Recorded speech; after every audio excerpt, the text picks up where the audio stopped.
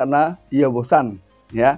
Jadi komitmen jadi ia tidak mau membangun komitmen dengan pasangan ini. Nah, padahal saksikan dan dukung terus channel Kang Kumis, mengulas seputar problem rumah tangga, percintaan hingga masalah. Assalamualaikum warahmatullahi wabarakatuh. Kembali lagi bersama saya Kang Kumis. Pada kesempatan kali ini Kang Kumis ingin membahas mengenai ciri-ciri istri yang gampang jatuh cinta. Ini tentunya adalah hal yang tidak diinginkan oleh siapapun ketika seseorang sudah benar-benar terikat dengan tali pernikahan, namun ternyata di tengah kehidupannya justru dia mudah jatuh cinta dengan pria lain atau gampang jatuh cinta dengan pria yang di luar sana. Artinya bukan pria sahnya, bukan suaminya ya.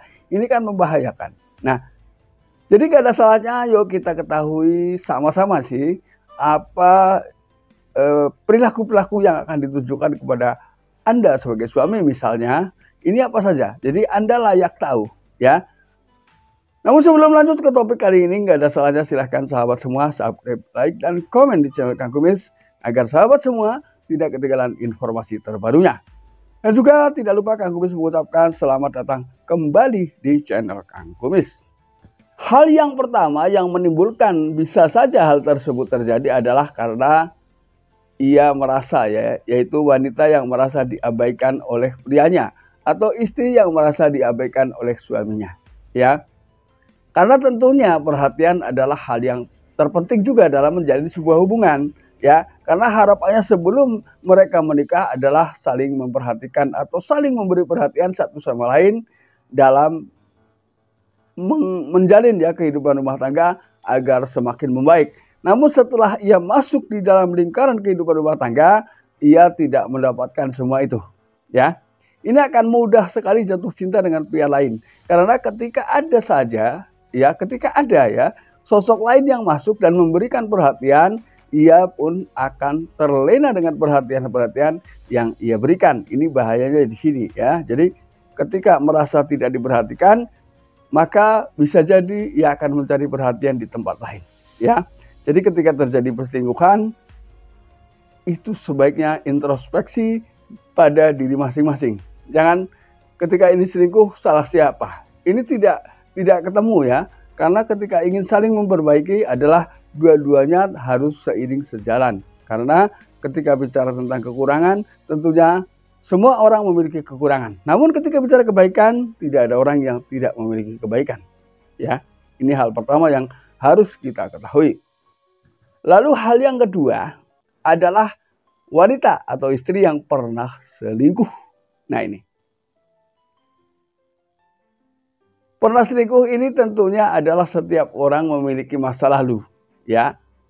Baik pria maupun wanita tentunya ya. Karena di dalam sebuah penelitian bahwa ternyata 71% orang ini pernah selingkuh seumur hidup ya. Minimum itu setidaknya satu kali seumur hidup ia akan mengalami hal tersebut. Nah, namun benarkah penelitian ini?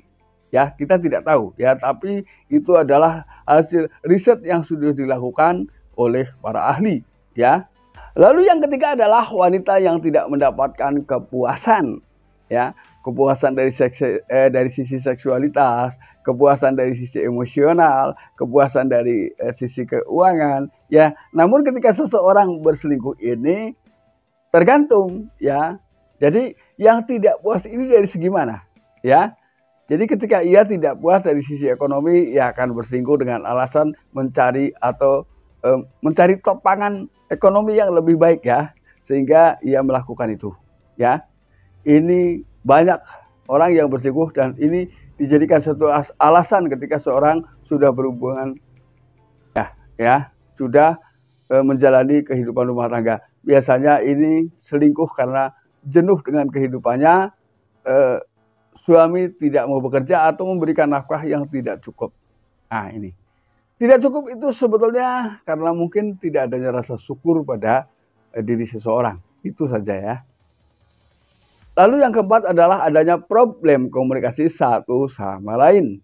Ya, tentunya komunikasi sekali lagi adalah merupakan hal yang harus kita lakukan dalam banyak hal. Ya, Karena tanpa komunikasi kita tidak akan tahu apa yang menjadi keinginan istri.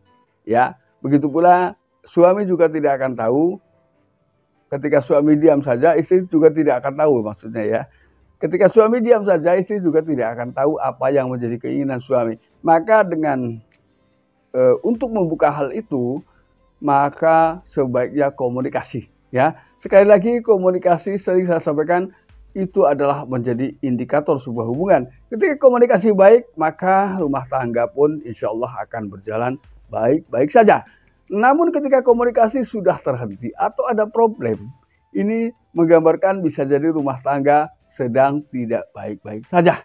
Ya. Lalu kemudian yang kelima adalah pernah diselingkuhi. Ya. Istri pernah selingkuh misalnya. Ini beda dengan istri pernah diselingkuhi. Nah, ketika pernah diselingkuhi belum tentu ia pernah selingkuh, ya. Namun karena kesal pernah diselingkuhi, ini akan memudahkan seseorang untuk berpikir bahwa sebaiknya saya mencari yang lain. Saya juga bisa selingkuh. Nah, ini faktor-faktor inilah yang kadang sulit diterima di dalam kehidupan rumah tangga, walaupun sebetulnya itu memang ada hal-hal seperti itu ya. Jadi ketika seseorang sudah pernah diselingkuhi dan pernah selingkuh, ini juga memiliki kemungkinan yang sama untuk mudah jatuh cinta dengan pria lain. Lalu yang terakhir adalah wanita yang tidak memiliki komitmen. Nah, wanita yang tidak memiliki komitmen ini juga akan mudah pada akhirnya timbul menjadi wanita yang gampang bosan. Ya, dengan alasan tidak mau membangun komitmen dalam hubungan itu karena merasa bahwa dirinya adalah wanita yang mudah gonta-ganti pasangan, ya, karena mudah bosan, otomatis dari yang satu ia akan lari ke yang lain, ya. Jadi banyak alasan, salah satunya adalah karena ia bosan, ya. Jadi ia tidak mau membangun komitmen dengan pasangan ini. Nah, padahal mau tidak mau sebuah komitmen ini penting. Tapi perlu diingat bahwa semakin kuatnya komitmen bukan tidak ada cobaan. Ya, semakin kuat komitmen maka akan semakin berat godaan yang datang menghampiri kita. Makanya hati-hati.